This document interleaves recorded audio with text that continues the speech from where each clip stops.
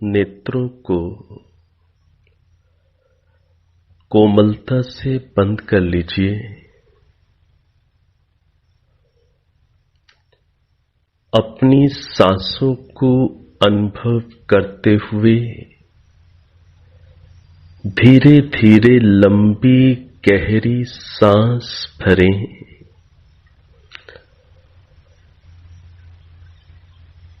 बिना अंदर रोके धीरे धीरे लंबा प्रश्वास अनुभव करते हुए बाहर निकालिए। इसी क्रिया को दीर्घ श्वसन को अनुभव करते हुए करें।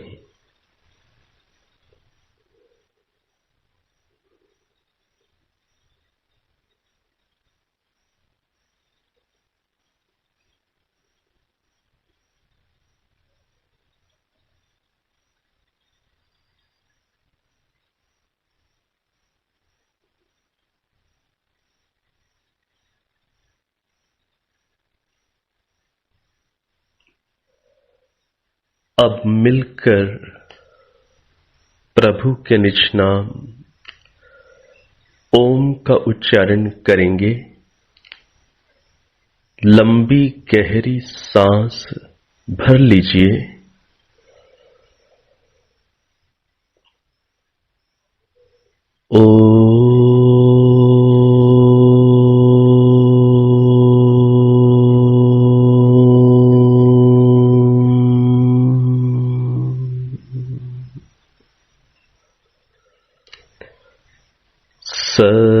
सहना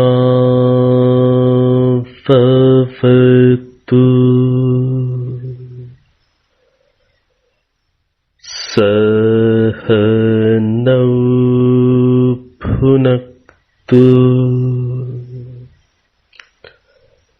सह वीर्यं करवावहै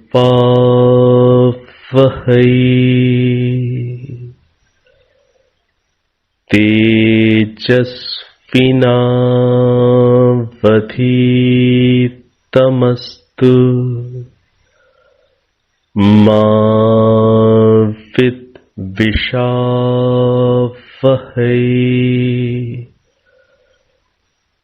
ओम शांति शांति शांति।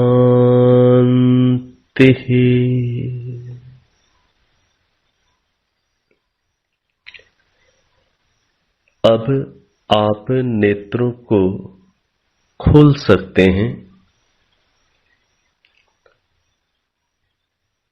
आज की इस कक्षा में ऋग्वेद के 8वें मंडल से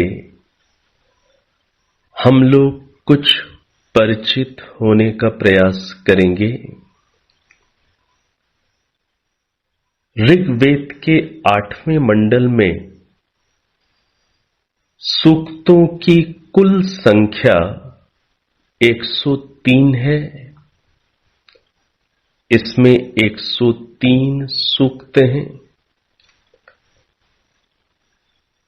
और इन सूक्तों के अंदर जो मंत्र आए हुए हैं,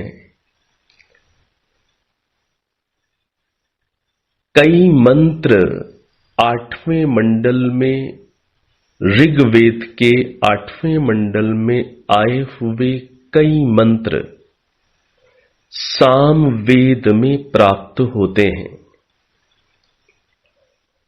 आपकी जानकारी के लिए आपको ये स्वयं भी आप इस बात को जानते हैं, कक्षा में भी हम लोगों ने प्रारंभिक कक्षाओं में इस बात को जाना था कि सामवेद के अंदर 1875 मंत्र हैं, 1875। ऋग्वेद के अंदर कुल मंत्रों की संख्या 10,552 है। सामवेद के अंदर जो 1875 मंत्र हैं, उनमें से अधिकांश मंत्र ऋग्वेद से लिए गए हैं। अधिकांश मंत्र ऋग्वेद के ही सामवेद में हैं। सामवेद के अंदर सामगान करने की विशिष्ट पद्धतियों के अनुसार ऋग्वेद के लिए गए मंत्रों का सामवेद में विशिष्ट वैशिष्ट्य हो जाता है, क्योंकि वो विशेष सामगान की रीति से ईश्वर की भक्ति, स्तुति, प्रार्थना, उपासना के भावों में गाए जाते हैं। लेकिन ये बात हमें स्पष्ट रूप से समझनी है कि सामवेद के 1875 जो मंत्र हैं, उनमें से अधिकांश ऋग्वेद के हैं। लगभग ऐसा पढ़ने को प्राप्त होता है, मैंने स्वयं तो गणना नहीं करके देखी है, कि कम से कम 1500 मंत्र, 1500 मंत्र 1875 में से कम 1500 मंत्र ऋग्वेद के सामवेद में प्राप्त होते हैं। कुछ मंत्र अथर्ववेद के भी सामवेद में प्राप्त होते हैं, और ऐसा पढ़ने को मिलता है, सुनने को मिलता है कि लगभग सामवेद के अंदर लगभग 100 मंत्रों के आसपास मंत्र ऐसे हैं जो अन्य वेदों में नहीं मिलते। तो लगभग 1500 मंत्र ऋग्वेद के प्राप्त होते हैं, कुछ मंत्र अथर्ववेद के प्राप्त होते हैं, कुछ यजुर्वेद के भी होते होंगे, और लगभग 100 मंत्र ऐसे जो अन्य 3 वेदों में नहीं मिलते, वो सामवेद में, वो मंत्र जो अन्य वेदों में नहीं मिलते, वो लगभग 100 की संख्या के आसपास है। हाँ, पूरा गणना नहीं किया है मैंने, जैसा भाव लिखा हुआ विद्वानों के माध्यम से प्राप्त होता है वो मैंने आपके समक्ष रखा है। तो ऋग्वेद के लगभग 1500 मंत्र सामवेद के अंदर हैं। तो ये जो 8वां मंडल है, आगे जो मंडल आएगा 9वां मंडल है, इन मंडलों में से बहुत मंत्र सामवेद में भी हमें प्राप्त होते हैं। तो अब 8वें मंडल का जो प्रथम सूक्त है, प्रथम सूक्त के अंदर कई मंत्र हैं जो विशेष अर्थों वाले हैं। इनमें से अभी हम 5वां मंत्र देखते हैं। ये मंत्र सामवेद में भी आया हुआ है, सामवेद के पूर्ववार्षिक में भी ये मंत्र है। बहुत मंत्र इस मंडल के सामवेद में उपलब्ध हैं। ऐसे ही 9वें मंडल के भी बहुत सारे मंत्र सामवेद में उपलब्ध होते हैं। तो ऋग्वेद का ये जो 8वां मंडल है, इसके प्रथम सूक्त का जो 5वां मंत्र है, इसके पदों को आप पहले श्रवण कर लीजिए, फिर मैं उसको पूरा बोलूंगा। इसके पद हैं, महे च न त्वामद्रिवः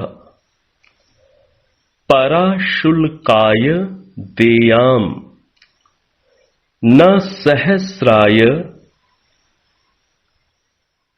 न युताय वज्रिवो न शताय शतामघ। तो ये मंत्र के पद हैं। महे च त्वामद्रिवः पराशुल्काय देयाम न सहस्राय नायुताय वज्रिवो न शताय शतामघ। इस मंत्र के ऋषि मेधातिथि हैं और इस मंत्र का जो देवता है वो इंद्र है। छंद निश्रित बृहति छंद है।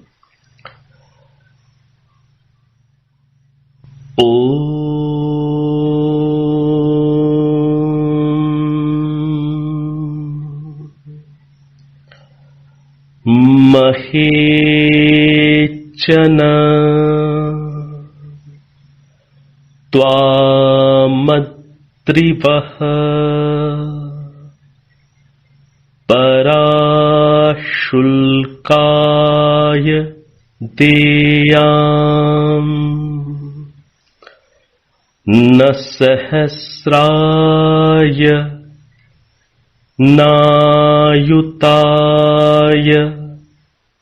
वज्रिवो न शताय शतामघ।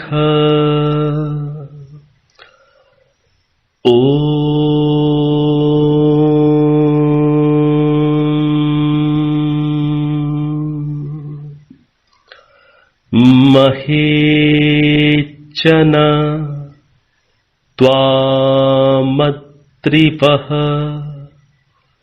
पराशुल्काय देयाम न सहस्राय नायुताय वज्रिवो न शताय शतामघ।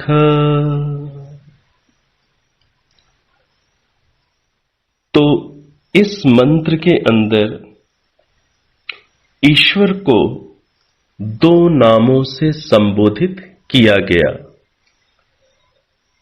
इस मंत्र के अंदर ईश्वर का जो प्रथम विशेषण है, जो प्रथम संबोधन है, वो है अद्रिवः।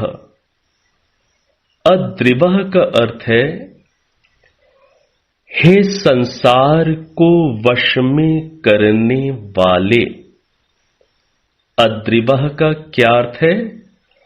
हे संसार को वश में करने वाले परमात्मा। दूसरा यहां पर जो संबोधन है ईश्वर के लिए वो है शतामघ। हे अनंत ऐश्वर्य वाले परमात्मा। तो क्या कह रहे हैं? हे संसार को वश में करने वाले और हे अनंत ऐश्वर्य वाले परमात्मा, मैं त्वाम तुझे महे बड़े से बड़े, शुल्काय बड़े से बड़े मूल्य से भी, च न कभी नहीं, परादेयाम तुझे छोड़ूं, तुझे दे डालूं। क्या कह रहे हैं? हे संसार को वश में करने वाले, हे अनंत ऐश्वर्य वाले परमात्मा, मैं तुझे बड़े से बड़े मूल्य, बड़े से बड़े धन आदि की प्राप्ति होने पर भी न परादेयाम, तुझे मैं ना छोड़ूं, तुझे मैं, तुझसे मैं अलग ना होऊं। वज्रिवः। और इस मंत्र के अंदर जो तीसरा संबोधन है परमात्मा के लिए वो क्या है? वज्रिवः। वज्रिवः का क्या अर्थ है? हे वज्र वाले। न सहस्राय, न सहस्र के बदले, हजारों के बदले में, न अयुताय, न लाख करोड़ के बदले में, और न शताय, अनगिनत धन संपदा राशि के बदले में मैं तुझे छोड़ूं, मैं तुझे छोड़ूं, ऐसा मैं कभी ना करूं। तो ये जो मंत्र है ये एक भक्त, एक साधक, एक साधिका की ईश्वर के प्रति जो गहन आस्था होती है, ईश्वर की सत्ता के प्रति जो एक अटूट विश्वास होता है और प्रभु के प्रति जो एक विशेष प्रेम लगाव होता है, उस विशेष प्रेम लगाव, समर्पण, निष्ठा, विश्वास आदि को इस मंत्र के माध्यम से प्रदर्शित किया गया। और यहां पर एक भक्त कैसा होता है, उसे कैसा होना चाहिए, ये भी शिक्षा दी गई है। एक भक्त की, एक साधक, एक सच्चे साधक साधिका की मनोस्थिति का बहुत सुंदर चित्रण है कि हे अद्रिवा, हे संसार को वश में करने वाले, हे शतामघ, हे अनंत ऐश्वर्य वाले, वज्रिवः, हे वज्र वाले, हे दंड देने वाले, हे न्याय करने वाले परमात्मा, मैं तुझे बड़े से बड़े शुल्काय, बड़े से बड़े मूल्य पर भी, बड़े से बड़ी उपलब्धि, बड़े से बड़ी धन संपदा आदि की प्राप्ति पर भी मैं तुझे कभी न छोड़ूं, कभी मैं तुझसे अलग न होऊं। न सहस्राय, न हजारों के बदले, न अयुताय, लाखों करोड़ों के बदले, और न ही अनगिनत राशि के बदले में मैं तुझे छोड़ूं।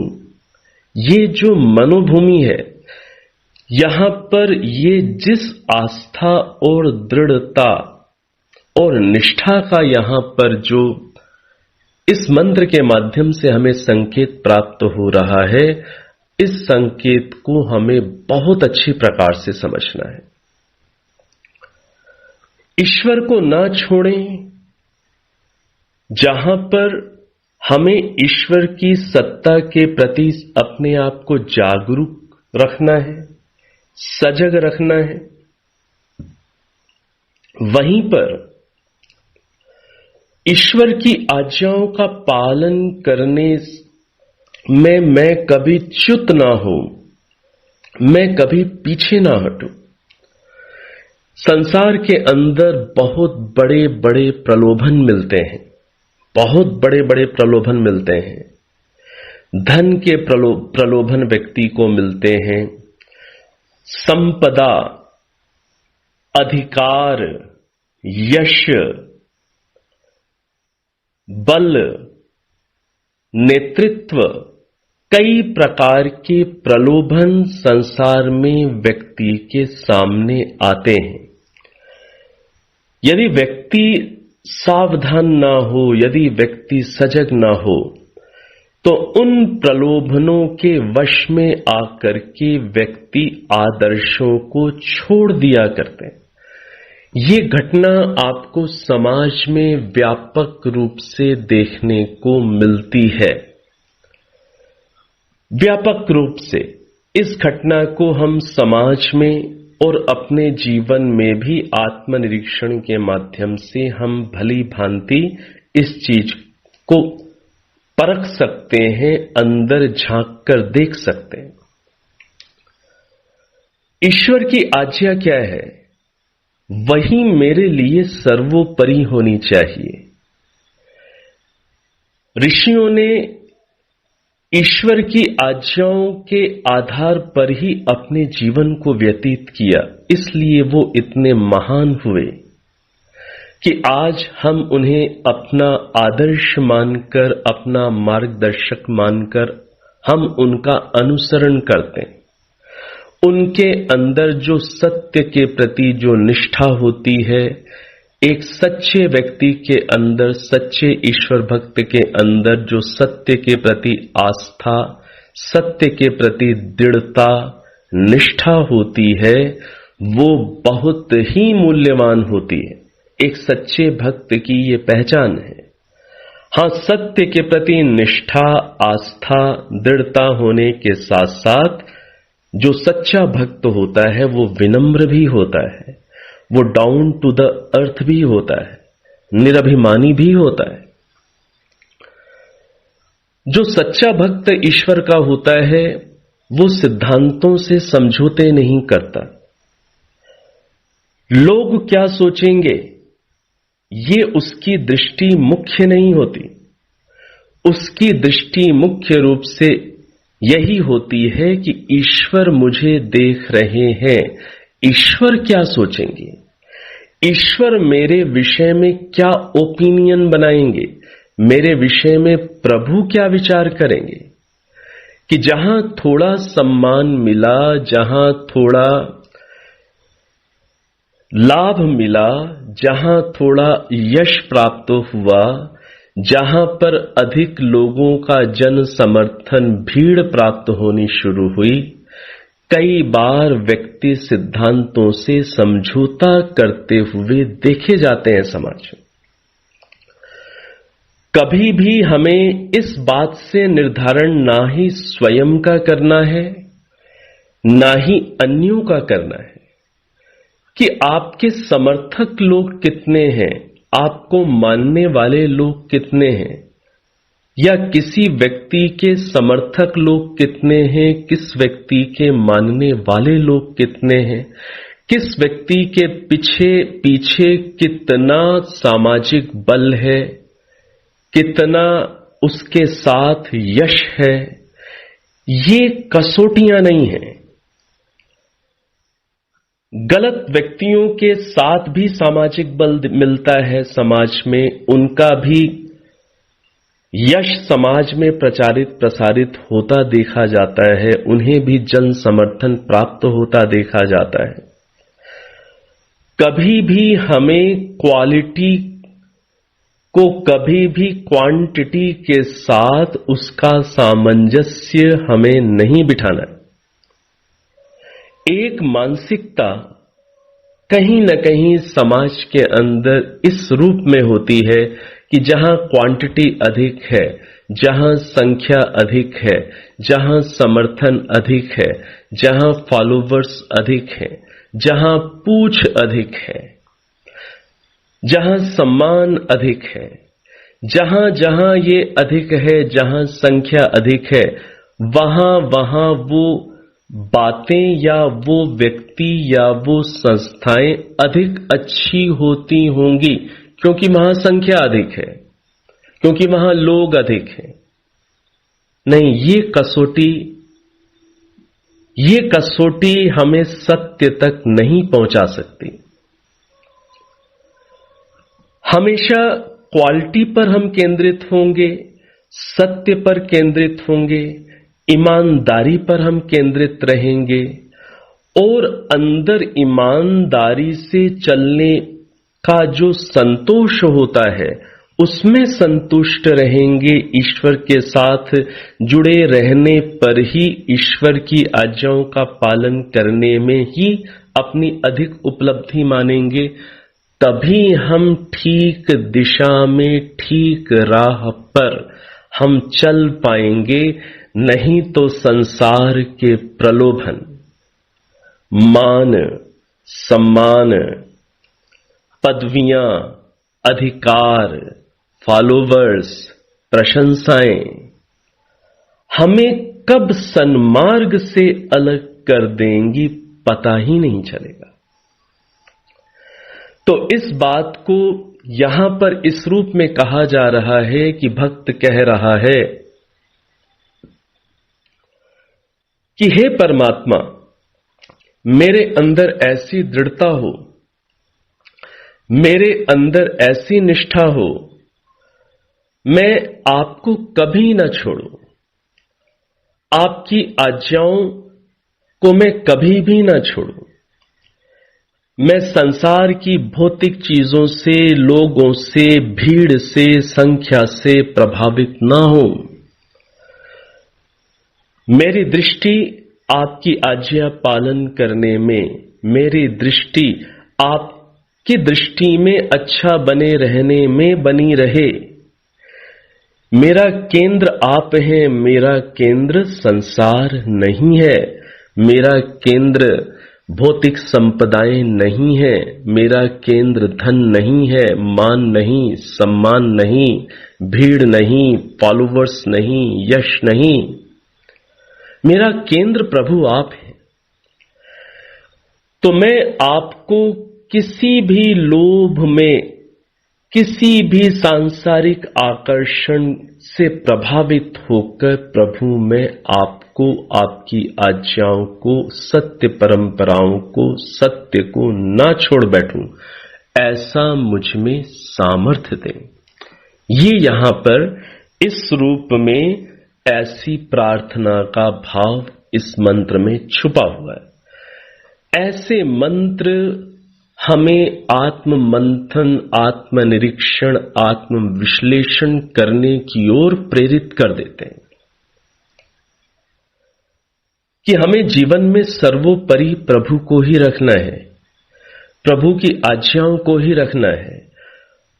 जो व्यक्ति प्रभु को ही सर्वोपरि रखेगा, जो व्यक्ति प्रभु की आज्ञाओं को ही सर्वोपरि रखेगा, वो व्यक्ति समाज में धन से अधिक प्रभावित आपको नहीं दिखेगा।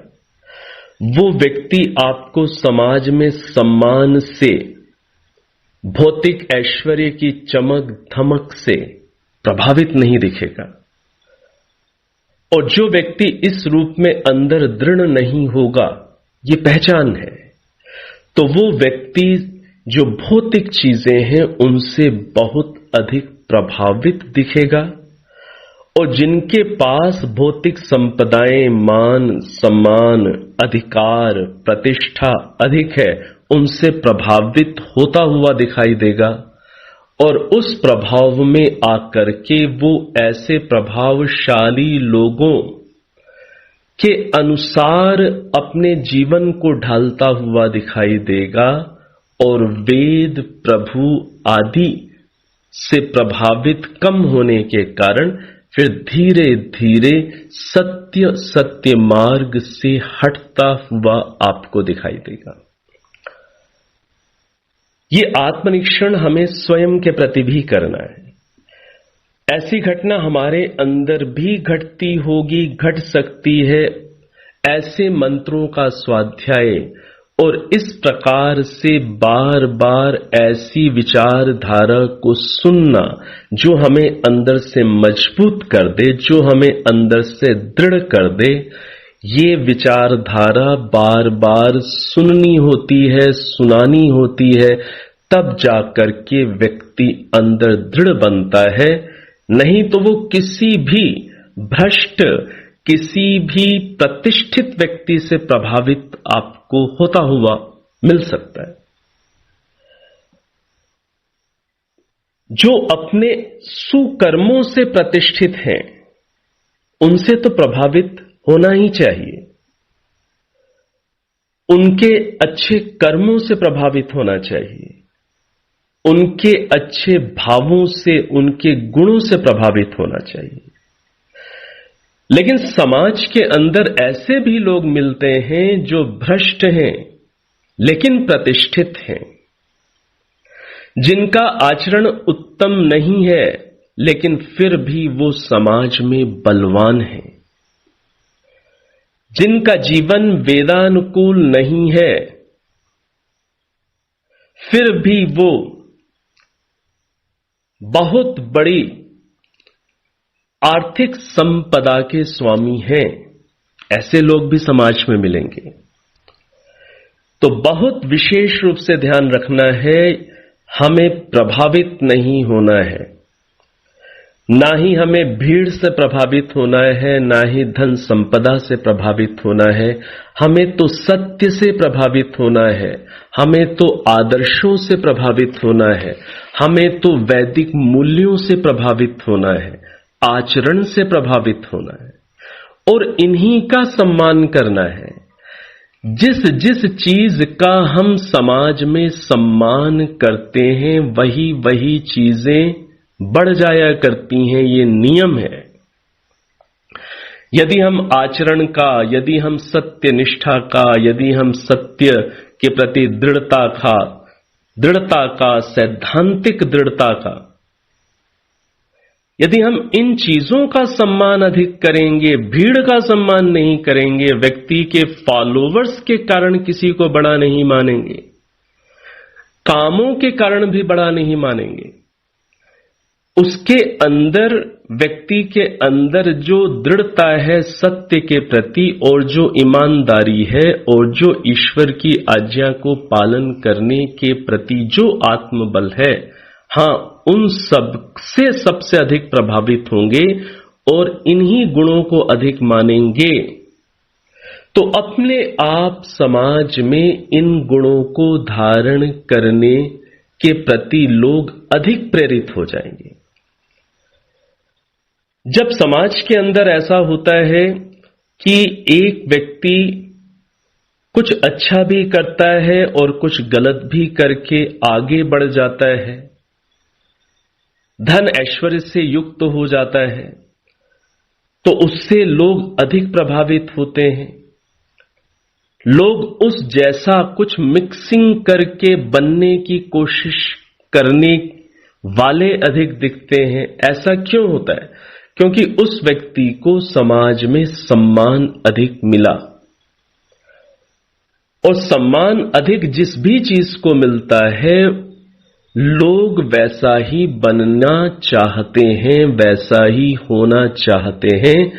इसलिए यदि हम आदर्शों का सबसे अधिक सम्मान करें, ईमानदारी का सम्मान करें, सत्यनिष्ठा का सम्मान करें, सिद्धांतों के प्रति दृढ़ता का सम्मान करें, हम जीवन के अंदर यदि जीवन की ठीक दिशा को चलने वाले लोगों का अधिक सम्मान करें, जिस चीज का भी हम सम्मान अधिक करेंगे, लोग वैसा बनना चाहेंगे, लोग भी उन आदर्शों को, उस निष्ठा को अपने जीवन में लाना चाहेंगे। तो ये जो मंत्र है कि हे परमात्मा, मैं आपको बड़े से बड़े मूल्य पर भी, बड़े से बड़े आकर्षण पर भी मैं आपको ना बेचूं, आपको ना छोड़ूं, ये बहुत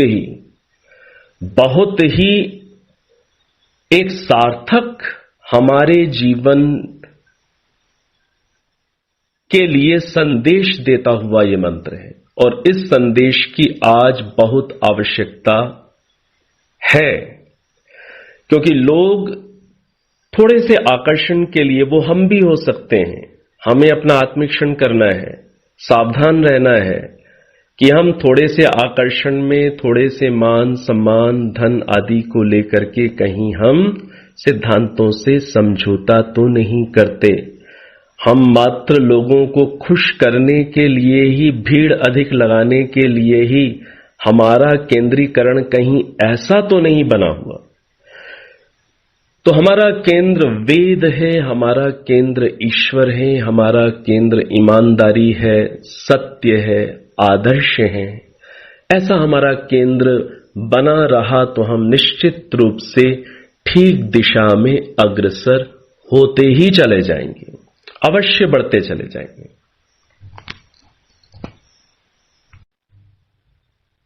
अगला मंत्र देखते हैं। अगला मंत्र 8वें मंडल के दूसरे सूक्त का 18वां मंत्र है। मंत्र है, इच्छन्ति देवाः सुन्वन्तं न स्वप्नाय स्पृहयन्ति यन्ति प्रमाद मतन्द्राः।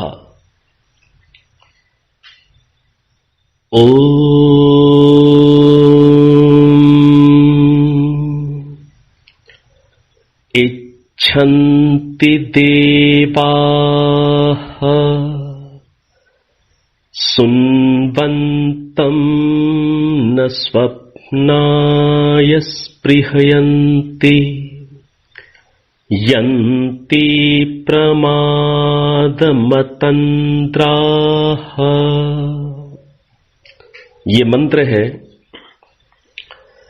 इस मंत्र के ऋषि मेधा तिथि हैं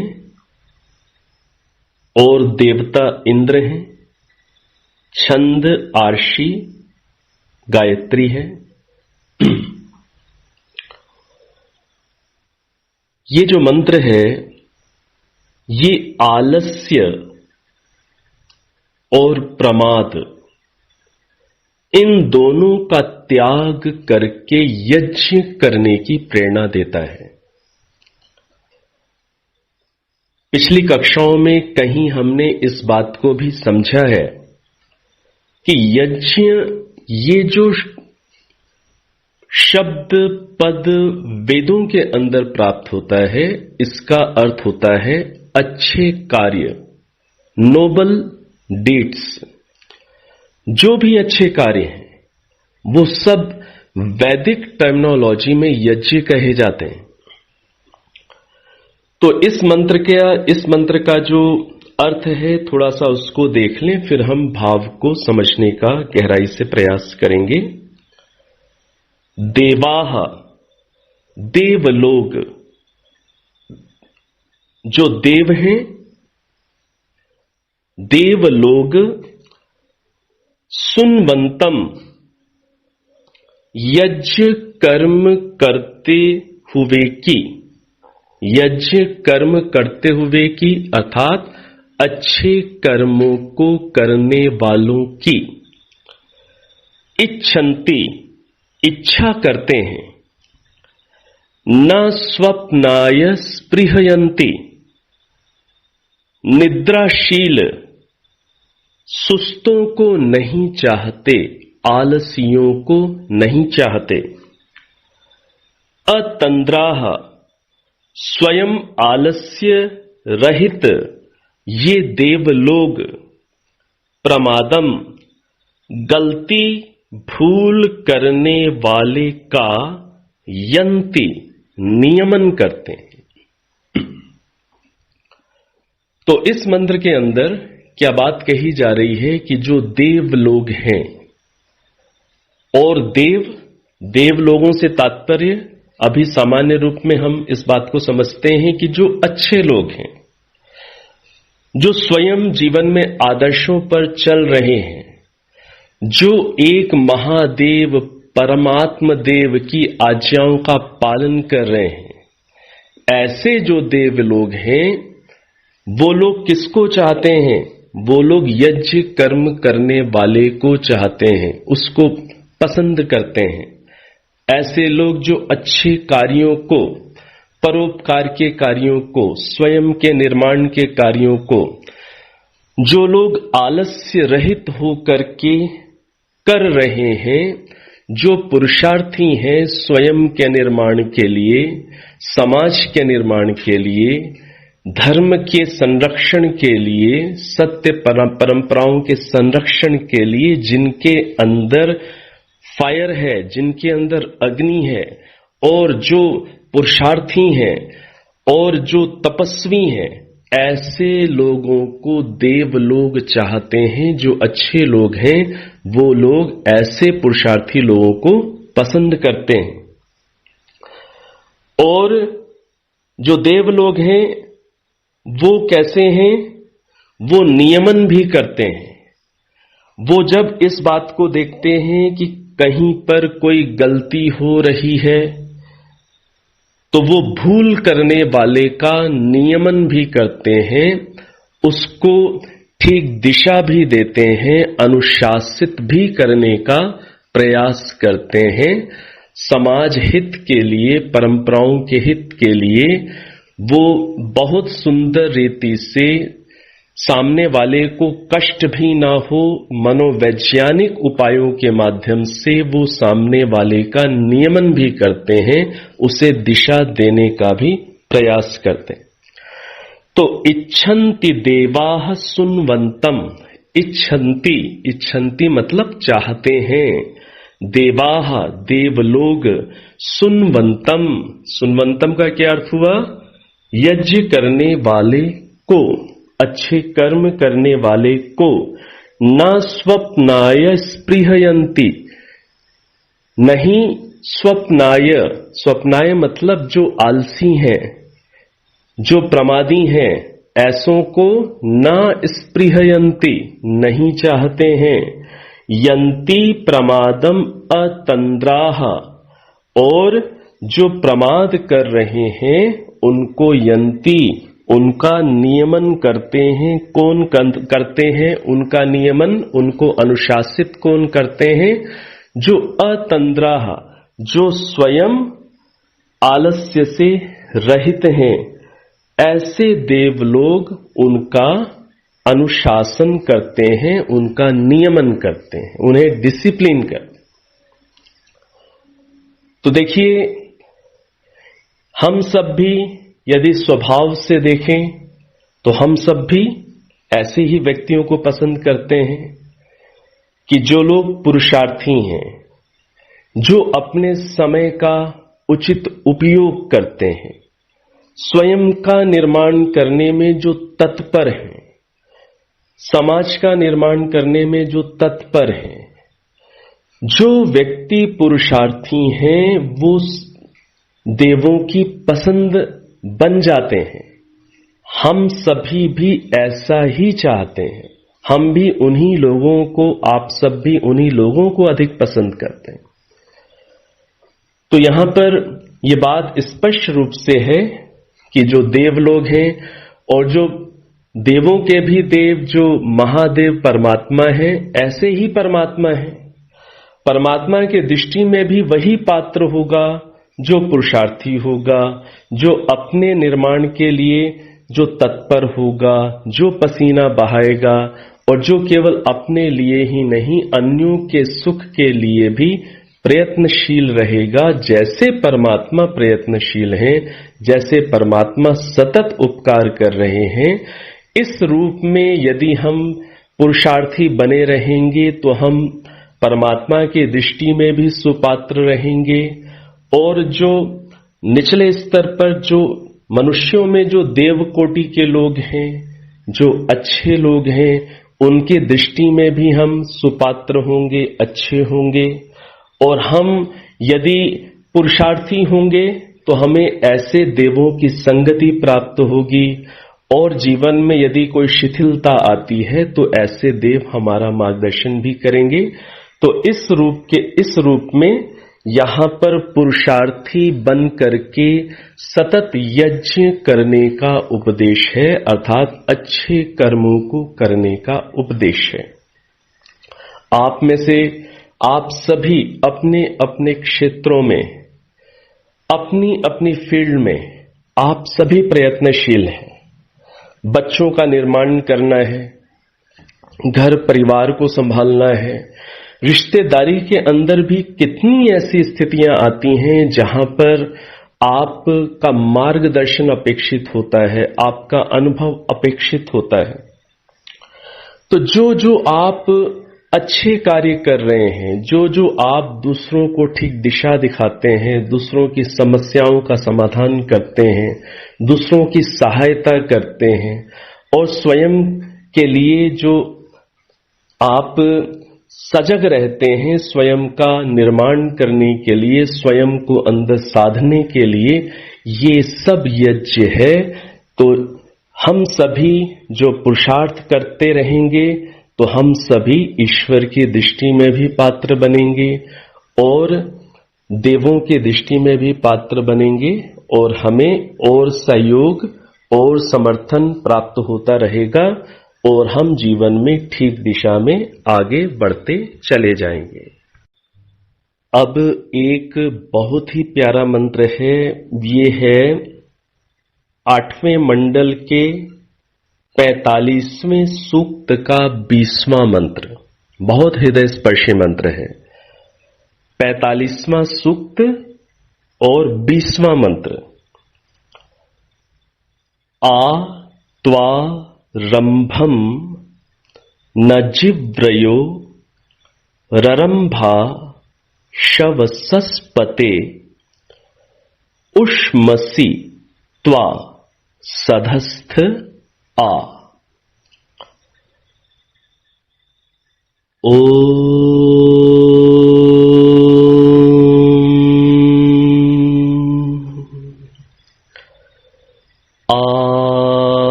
त्वा रंभम न जिव्रयो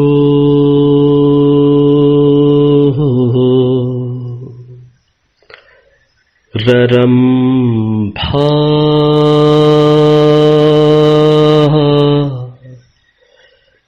शवसस्पते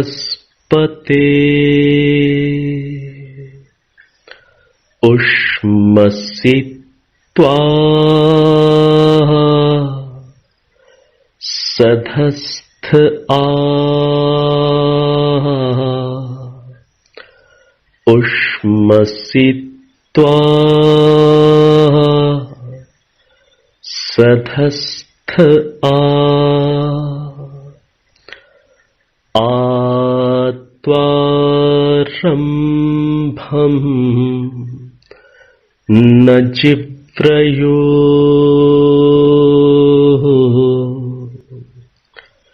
ररंभा शवसस्पते उष्मसि त्वा सधस्थ आ।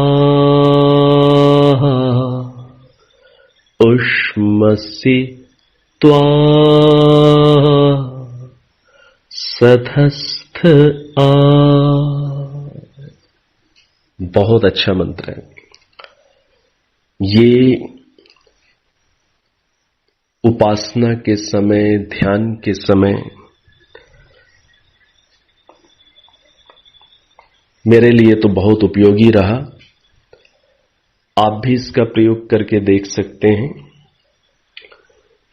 इस मंत्र का जो अर्थ है, इस मंत्र में परमात्मा को शवसस्पते नाम से संबोधित किया गया। शवसस्पते क्या अर्थ है इसका? हे सब बलों के स्वामी, हे सब बलों के स्वामी, सारे बलों को देने वाले आप ही हैं। तो हे शवसस्पते, हे सब बलों के स्वामी परमात्मा। जिब्रयः, जिब्रयः का क्या अर्थ है यहां पर? वृद्ध मनुष्य। जिब्रयः मतलब वृद्ध मनुष्य। रंभम न जैसे लाठी को,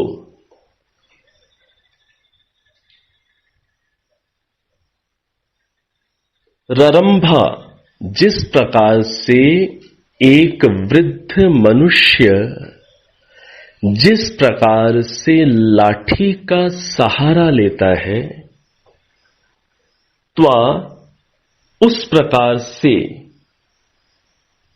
मैंने तेरा अवलंबन, तेरा सहारा ले लिया है। जिस प्रकार से एक वृद्ध मनुष्य अपनी लाठी का सहारा लेता है, उसी प्रकार से त्वा ररंभ मैंने तेरा सहारा ले लिया है और अब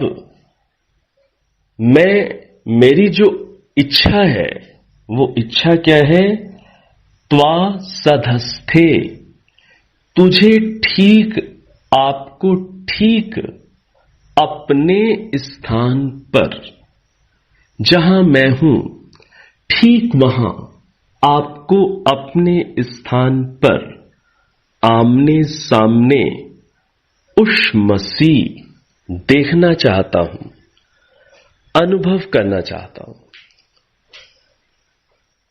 तो जिस प्रकार से एक वृद्ध व्यक्ति जिस प्रकार से लाठी का सहारा लेता है, जिस प्रकार से एक वृद्ध व्यक्ति अपनी लाठी के प्रति भावना रखता है, एक ऐसे वृद्ध व्यक्ति की कल्पना करें जो बिना लाठी के उठ नहीं सकता, जो बिना लाठी के, बिना डंडे के चल नहीं सकता। वो उस लाठी पर कितना आश्रित होता है, वो उस लाठी को कितना सहेज कर रखता है और अपने उस सहारे के प्रति, उस लाठी रूपी सहारे के प्रति उसकी क्या दृष्टि होती है, इसको थोड़ा सा आप समझिए। एक वृद्ध व्यक्ति की उस लाठी के प्रति क्या दृष्टि होती है, जिसके सहारे वो खड़ा होगा, जिसके सहारे वो 2 कदम चलेगा, कितना वो आश्रित होता है। तो इस रूप में हे प्रभु, मैंने अपनी लाठी आपको स्वीकार कर लिया, आप ही मेरे सहारे हैं। और आप कैसे हैं? आप तो शवसस्पते हैं, आप तो बलों के भी स्वामी हैं, आप तो महाबली हैं। तो मैंने आपको एक लाठी के समान, वृद्ध व्यक्ति के समान, मैंने आपको अपना सहारा स्वीकार कर लिया और आपके प्रति ऐसे आश्रित होकर अब मेरी एक इच्छा क्या शेष रह गई? ये इच्छा है कि त्वा सधस्थे, कि मैं आपको ठीक वहां पर जहां मैं हूं, वहां आमने सामने आपको उष्मसी, मैं आपको देखना चाहता हूं, मैं आपको अनुभव करना चाहता हूं।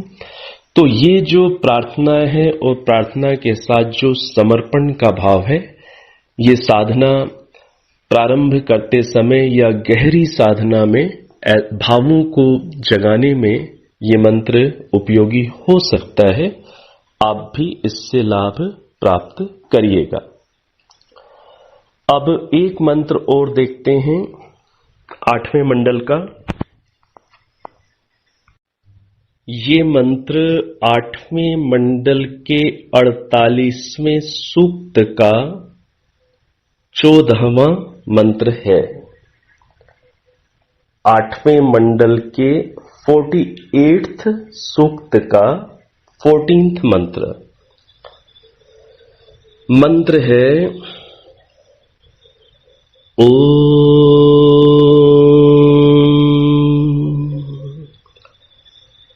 त्रातारो देवा अधिवोचतानो मानो निद्रा ईशतामोत जल्पिः वयं सोमस्य विश्वः प्रियासः सुवीरासो विदथमा व्यदेमा विदथमा वदेमा। तो ये 48वें सूक्त का 14वां मंत्र है। इसका अर्थ देखिए, त्रातारः देवाः, हे रक्षक देवों, नः अधिवोचत, हमसे बात करो, हमें बताओ, नह निद्रा या ईशात, मां ईशात, हम कभी निद्रा आलस्य के वशीभूत न हो और मां उत जल्पी, और न ही बकवास व्यर्थ बोलने की इच्छा हमें दबाए। वयम विश्व सोमस्य प्रियासः, हम सदा सोम के प्यारे होते हुए और सुवीरासः, श्रेष्ठ वीर होते हुए, विदथम आवदेम, ज्ञान को फैलाते रहें। तो यहां पर यही बात है कि हमें कभी निद्रा, आलस्य, तंद्रा, इनकी हम वशीभूत ना हो। निद्रा का तो हमें सदुपयोग करना है, हम कभी आलस्य के, प्रमाद के वशीभूत ना हो, तंद्रा के वशीभूत ना हो, और मां उत जल्पी, और ना ही कभी हम व्यर्थ बोलने की इच्छा वाले हों। व्यर्थ की बातचीत करना, निष्प्रयोजन ही अपने समय को सामान्य सी बातचीत में व्यर्थ करना, हम ऐसे ना हो। किसी भी प्रकार से हल्की बातचीत करके, चीप बातचीत करके, हंसी ठट्ठा करके हम अपने समय को व्यर्थ न करें, अपने स्तर को हम नीचा न बनाएं। और हम कैसे हों? हम प्रियासः, हम सबके प्यारे बने, सबके प्यारे होते हुए, श्रेष्ठ वीर होते हुए, श्रेष्ठ वीर होते हुए, सुवीरासः, श्रेष्ठ वीर होते हुए, विदथम आवदेम, हम ज्ञान को फैलाते रहें। तो श्रेष्ठ वीर कौन है?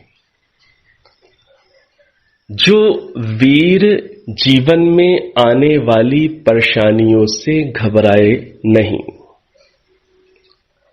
आप जब ज्ञान का प्रचार प्रसार अपने अपने क्षेत्रों में, अपने अपने परिवारों में, रिश्तेदारी में, आस पड़ोस में जब आप करते हैं तो कई लोगों का समर्थन भी प्राप्त होता है और कई लोग आलोचना भी करते हैं, कई लोग व्यंग भी कसते हैं, हंसी मजाक भी कर देते हैं। तो हमारी जो स्पिरिट है, हमारी जो ज्ञान को फैलाने की हमारे अंदर जो भावना है, वो अप्रभावित रहे, वो कभी कम ना हो। क्योंकि सद ज्ञान को, वेद ज्ञान को आगे से आगे फैलाने का भाव ईश्वरीय है, ईश्वर की आज्ञा है। तो समाज के अंदर ज्ञान को फैलाते हुए जब भी आपको कभी ऐसा लगे कि बहुतों का समर्थन भी प्राप्त हो रहा है, लेकिन कई लोगों का तिरस्कार भी प्राप्त होता है, कई लोगों व्यंग्य भी करते हैं, हंसी भी उड़ाते हैं, जब कभी आपको ऐसा लगे तब आपको बस ये बात ध्यान रखनी है कि हमें कैसा होना है। वेद का जो आदेश है, हमें सुवीर होना है, सुवीर, श्रेष्ठ वीर होना है। हमें इन बातों से कभी विचलित नहीं होना है और हमें ज्ञान को आगे से आगे, वेद ज्ञान को आगे से आगे फैलाते चले जाना है। ये हमारा कर्तव्य है। जितना हम कर सकते हैं हमें करते चले जाना है। तो इस रूप में हम कभी आलसी ना हो, प्रमादी ना हो, तंद्रालु ना हो, समय का सदुपयोग करने वाले हों और हम कभी व्यर्थ की बातचीत में समय बहुत मूल्यवान है, उसको नष्ट करने वाले ना हो। हाँ, सद चर्चा करें, दूसरों से अच्छी बातचीत करें, सार्थक बातचीत करें, जिससे हमें भी कुछ सीखने का अवसर मिले, उन्हें भी कुछ प्रेरणा मिले।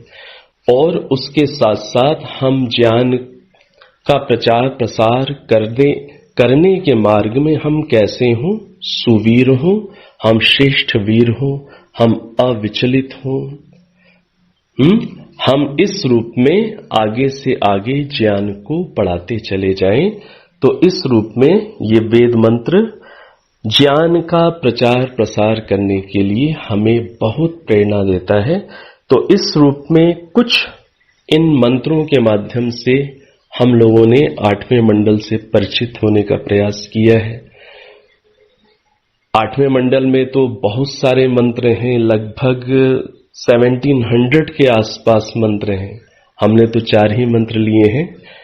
केवल उद्देश्य यही है कि हम कुछ जुड़ाव अनुभव करें ऋग्वेद के 8वें मंडल से भी, और जैसे जैसे हमें समय उपलब्ध हो तो हम धीरे धीरे मंत्रों का स्वाध्याय करने के लिए प्रतिदिन कुछ ना कुछ हम समय निकालें। तो इस मंडल में आए हुए बहुत सारे जो मंत्र हैं वो सामवेद के हैं। ऐसे ही अगले मंडल में भी बहुत सामवेद के मंत्र हैं। तो मैं सामवेद को तो मैं अलग से नहीं लूंगा। ऋग्वेद के बाद हम लोग यजुर्वेद करेंगे, और उसके बाद अनुकूलता स्थितियां रही तो अथर्ववेद को भी करने की इच्छा है। सामवेद के जो मंत्र हैं वो काफी कुछ इन्हीं के बीच में आते रहेंगे, और सबसे छोटा वेद है, उसका स्वाध्याय करने का तो आप लक्ष्य बना ही सकते हैं। अब समय के अनुसार, समय तो काफी हो चुका है, अब एक बार ओम और 3 बार शांति का उच्चारण करेंगे। लंबी गहरी सांस भर लीजिए।